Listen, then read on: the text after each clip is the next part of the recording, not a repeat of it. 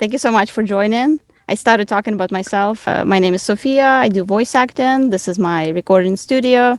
This is how I look.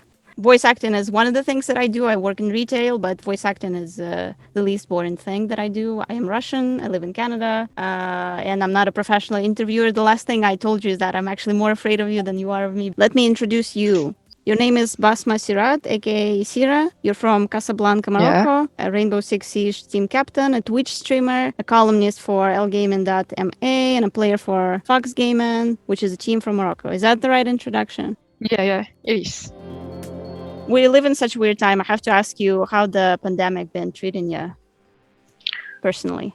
I usually play like all day or something, so it was like as an advantage to have a pandemic. So you just stay all day in your room or something. But like now things have changed. Like I got some work to do. I'm working on my YouTube channel. So basically, you were staying home before, and you just kept staying home during the pandemic. Is that right? Yeah, everyone was home, so I Yeah. was supposed to be home as well. I'm sure when you talk with people who are not in your country, they have no idea that Morocco is actually in Africa. Yeah. Does it happen? Because I personally knew that, but I'm sure that 12 people who would watch this interview had no idea. Like Morocco is in North Africa, so it's yeah, I see. But I don't know. Like some people have the idea of Africa is everyone is black or something, but no, it's not like that. Of course, and it's not that poor, and it's not just desert, you know. This is the end of the introduction part. Let's talk about games finally. I know you probably answered this question. What were your games? What were your favorite games when you were a kid? What did you start playing? I started gaming when I was like I don't know, 7 years, 8 or something like this. I'm not sure about the exact age. So I saw my brother and my cousin playing Super Mario, if you know it. Of course you would. So I started from this game, and after it, like I discovered Rainbow Six Siege. I played there for like 4 years, and in 2020 I switched to PC, and now I represent Fox Gaming as a team captain and player for their Rainbow Six Siege roster. Rihanna.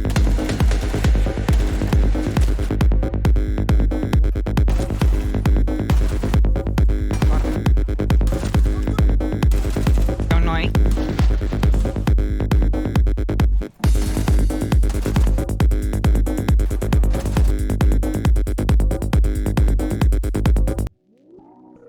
So I started playing this game from 2017.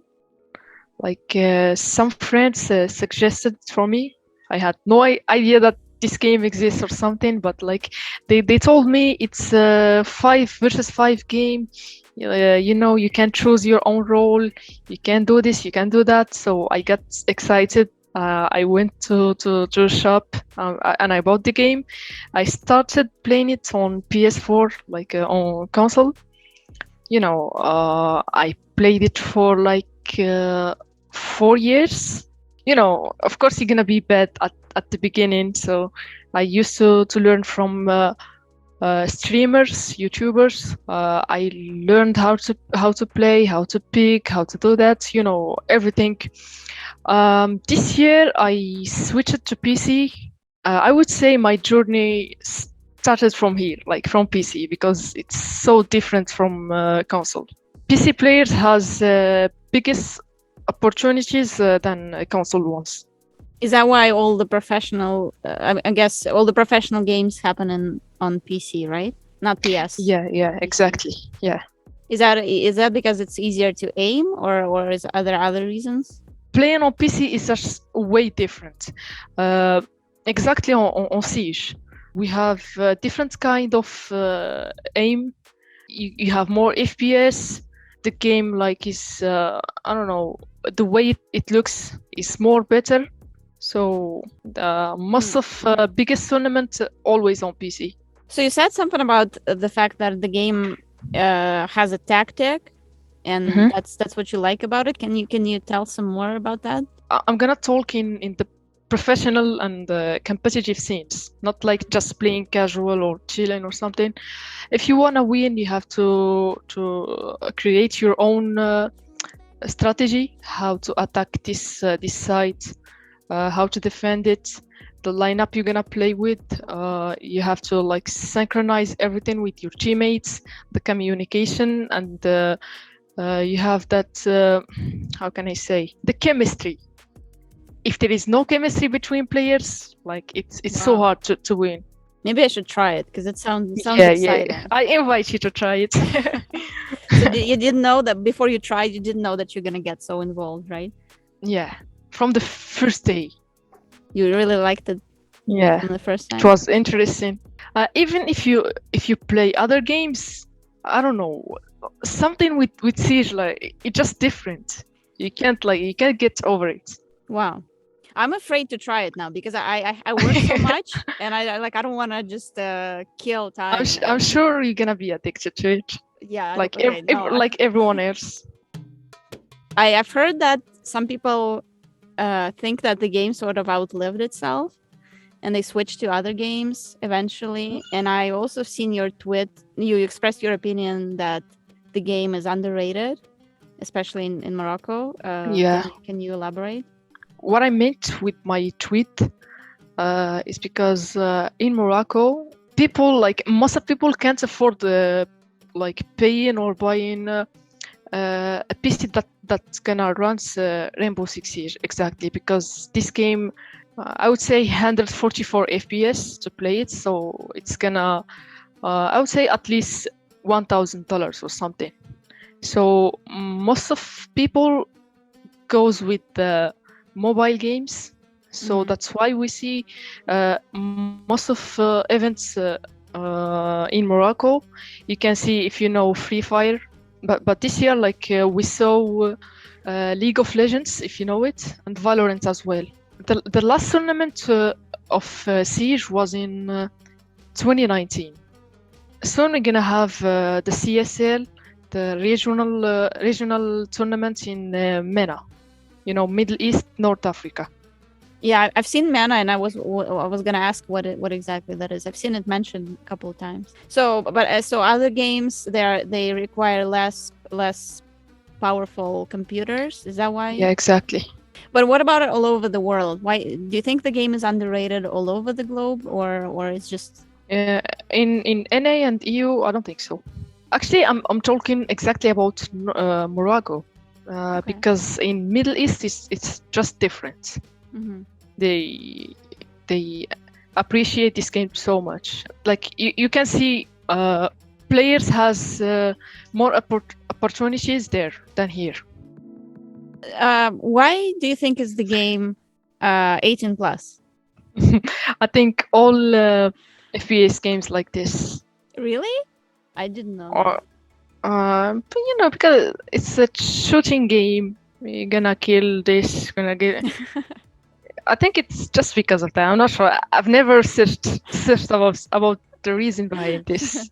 My first introduction with Rainbow was when I was actually hired to translate an interview with another team captain. I was just doing dubbing from Russian to English, and that team captain was asked the same question, and she was like, "I don't know. I think it could have been Ella's leggings."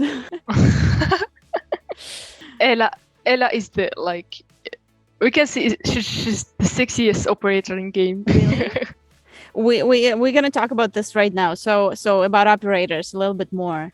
I think that is one of the reasons why people love the game so much. I don't know, maybe they weren't the first. I mean, Ubisoft, but they really fulfilled this idea of making so many operators to choose from, and so many, it's so diverse. And Actually, we have two operators from Morocco, and the map, one map as well. I was gonna ask. Sorry for Russian things. No, it's okay. It's okay. Since you mentioned it, yeah, there are countries that didn't have a single operator, and you got two. Two, yeah. Have you seen that video from Ubisoft where they talk about the backstory of each operator? Yeah, Wired. I just see it. Wired. Yeah, Yeah. this guy works for Ubisoft. Yeah, it's pretty interesting because of how stupid it is. Like this guy, I think he knows that it's what he's saying is actually pretty stupid. Like I know that they probably drew and created operators prior to creating these stories. That's what I wanted to say. The story is just created, not Yeah, absolutely. real Like, stories, you know. yeah, they just drew it. They created whatever works together and whatever looks cool and badass. So what do you think about operators that are from Morocco? Are they? I'm leading to the question that is, why do you think some operators are more popular than the others? Actually, it depends on their utility. Mhm. As I said, like we have on the competitive scene 7 maps to play on. So every map has like 4 sites, and every site has its lineup. You don't need that operator here, but you need, like, you don't need it upstairs, but probably you're gonna need it downstairs. So it's the game where you can choose the agent by its utility. Speaking about Nomad and Kate, the two Moroccan operators, Kate is a defender.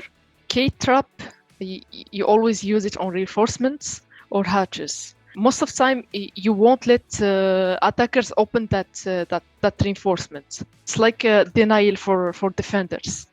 And Nomad on attack, it's like watching flank. You can put her trap on some door. If anyone passes by this door, it's gonna like it just blows. But these two operators are like you always use them. I think that the man is an older man. Yeah. I think they actually talked about him and they said that he's like a father figure for the game. He's the oldest operator. Yeah, and exactly. I think he like electrifies his traps and stuff like that. Its name is Ertila, and what they mean with Ertila, it's spider. That's a Moroccan word. So I wanted to ask you quickly about cosplay. I don't know. Do you have cosplay in Morocco? I don't think so, Mm. because Siege isn't that famous in here. I want to make it famous, to be honest. Wow. But is there cosplay for other games, or there is no such thing really in Morocco? I think you can find like Fortnite, League of Legends, Valorant. You can find, but Siege, I don't think so.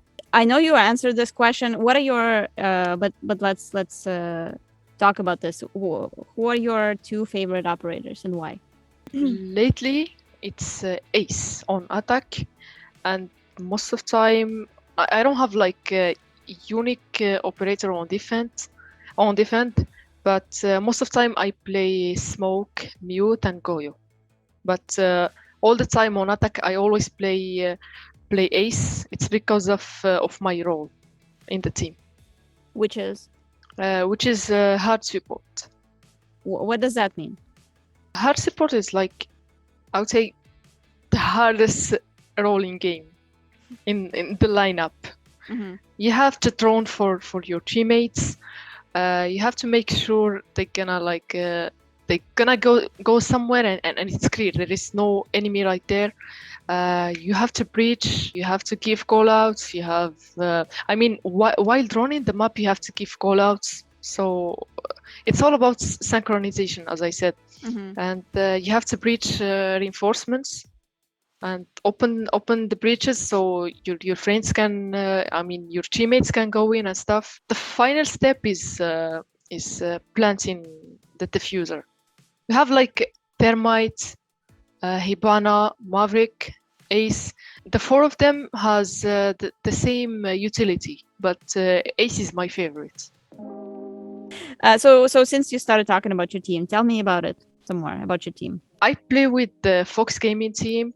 It's a Moroccan team. They had the biggest roster of League of Legends and Valorant as well. Both of them are number 1 in North Africa. We're working so hard to make our roster, Rainbow Six Siege, should be the number 1 in North Africa as well. How many people in your team and how many people are ready to jump in case they are required? Actually, we are 5 now, but we can use some extra two as a sub. Other men, other women in your team? Actually, I'm the only woman in team. The only woman. Like in the whole team, in the whole Fox Gaming team. Yeah, that's what I suspected, because I watched through the whole their Twitter feed, and I saw they mentioned you a couple times, but I only saw guys in teams. Yeah, so that now I understand why. But that's pretty cool that you lead the team full of men. That's badass. So what's it like being a captain? Just give me an idea. Like, what is the responsibility and the special job that you do in order to win as a captain? Being a captain was never easy for me or for everyone else, because you have to take the responsibility of your team, control all kind of situations and all the struggles that come with it. You have to keep them motivated to reach the team goal. Also, there is a difference between team captain and the leader in game. Simply, the IGL is the player that calls the push. He just says to everyone what he should do. I make control of the whole team outside the game, but he makes control in game. When was the last game you had, like official competition somewhere, and when would be the second? You mentioned something about upcoming competition. We haven't actually participated in an official one, but we are working so hard to the next one. It's called CSL, as I said. It's a MENA tournament. When it's gonna be? We have no idea, but most of the time it starts on September. So we're gonna say next month. So I know that there are coaches. Have you been trained as a team or personally? Yeah. We experienced two coaches. How exactly do they work? How do they have to be good players? But what else does it take to be from your perspective? What do you think? Of course, he has to be a good player, very good map knowledge and game sense. He has to watch pro leagues and know all the new meta to know to put his strats. So simply the coach role is to give us strat and to fix individual problems. If any player has a problem with aiming or any specific thing, he can fix it. And with the whole team, he's the one that give us strat and stuff. So you mentioned that you play other sports and you play soccer. Is that right? Yeah, I used to play it. You have to put some energy in real life, your body has to be good, everything physical, but in esport, everything in mind. In our case, in our team, when the tournament's gonna be soon, the time when they're gonna announce the date, we're gonna go to the boot camp in our gaming house. So everything gonna be real, You're gonna be in the same room. Yeah, exactly. What's harder is to build this team spirit, right? Yeah, it matters a lot. Do you prepare mentally in any way, or you just jump in and you do? No, I just jump in and play. But if I have some mental problem or something for a day or something, I don't play the game because it's just gonna affect me and my gameplay. Wow. No, I can imagine.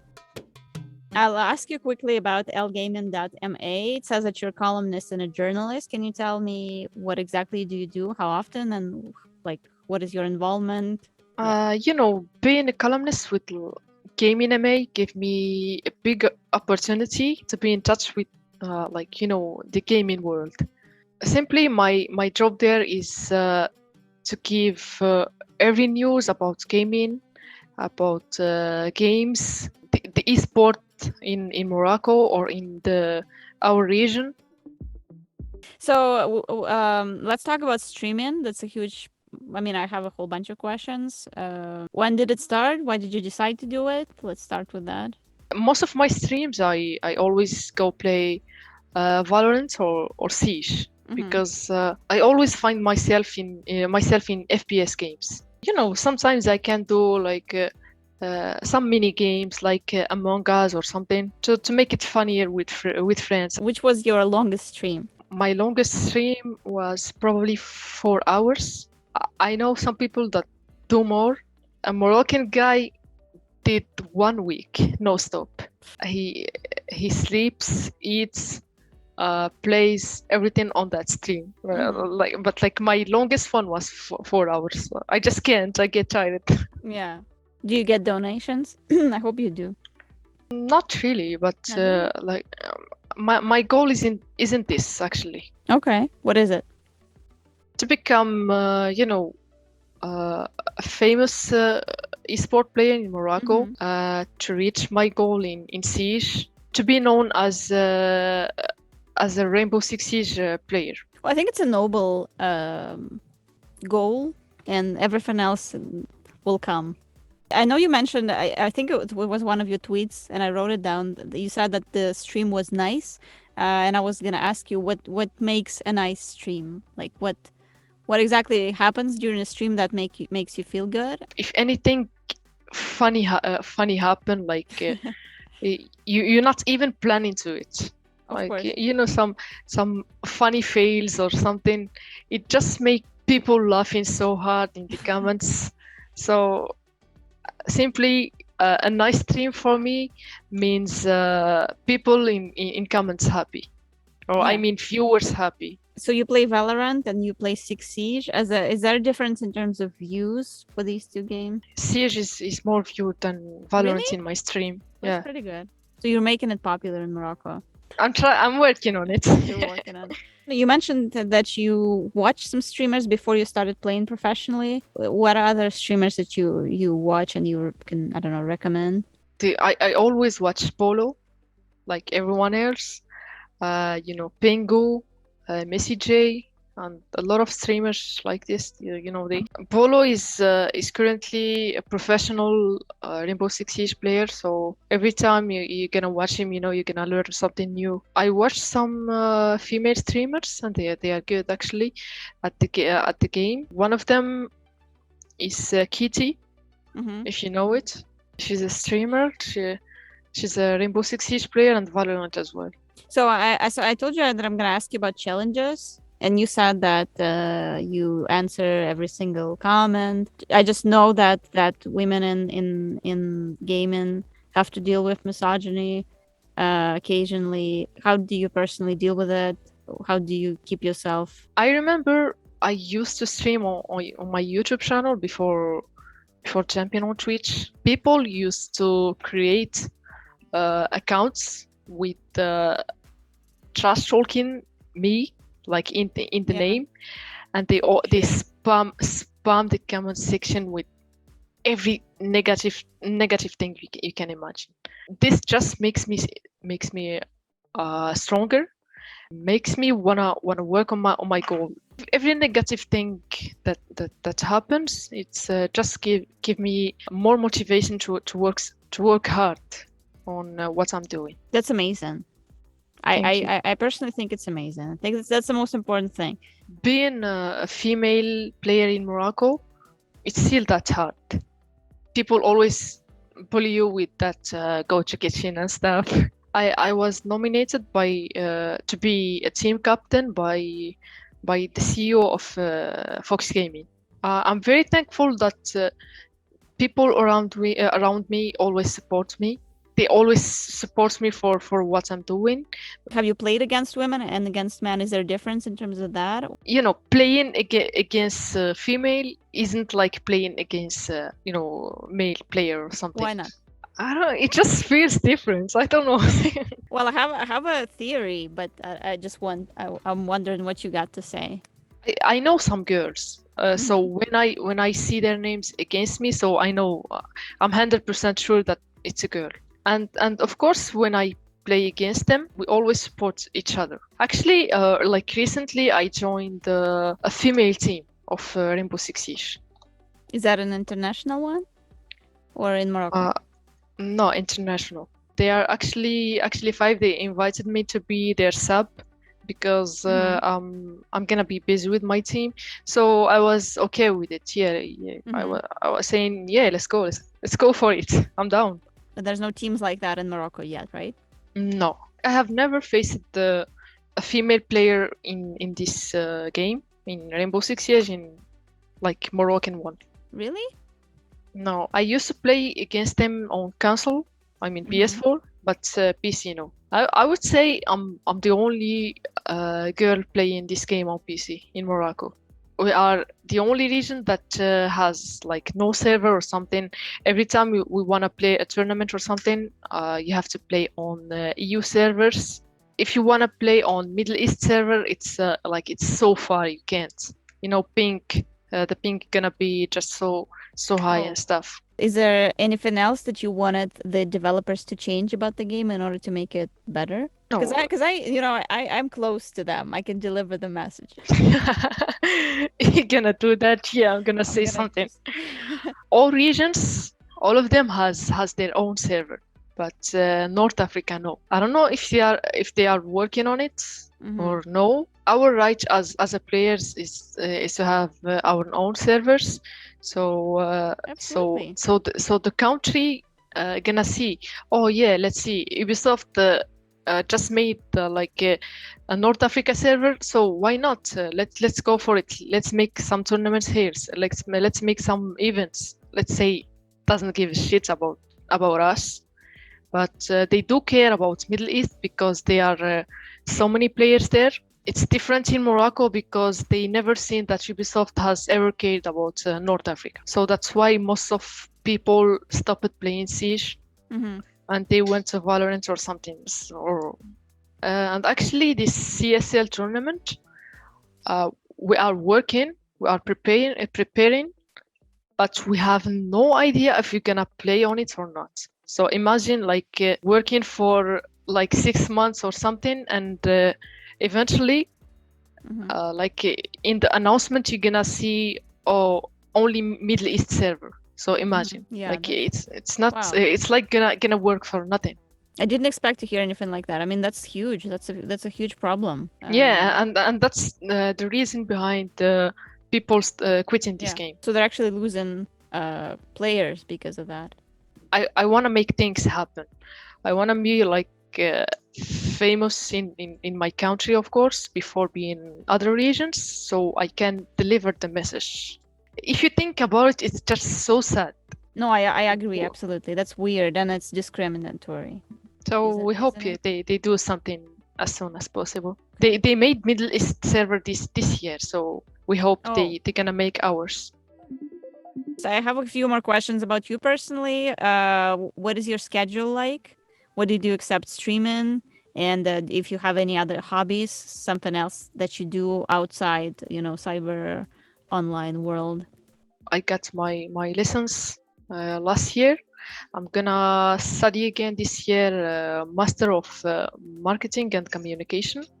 So my schedule gonna change. My current schedule is waking up, training in Aim Lab, playing some Faceit. That's just the case in game.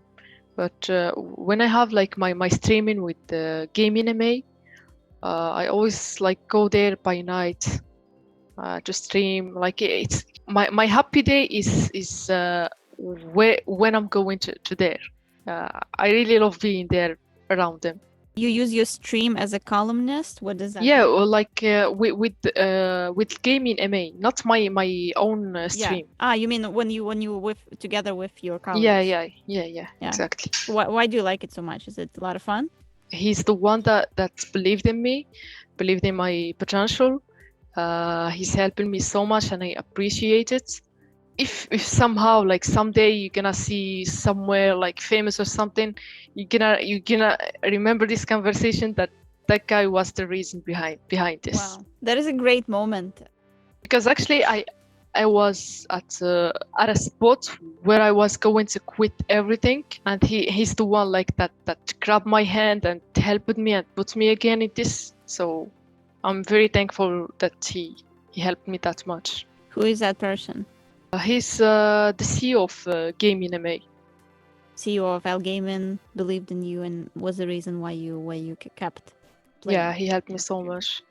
Well, if that's the motivation behind everything that you do and that keeps you going, that's really amazing and impressive. Thank you so much. Thank you. Well, thank you so much for the interview. I had a lot of fun. Yeah, same here. Well, I'm glad that you had fun. I think you're a great person. I really love everything that you said, especially about the future of the game and the problems that it has and what needs to be done. I think your goals are amazing.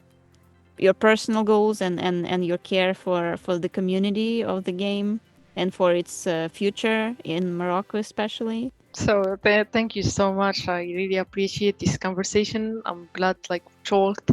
We had fun. We talked about everything. Well, we'll be in touch. You're gonna see my tweets. Okay, I'm gonna follow you. Thank you. Okay.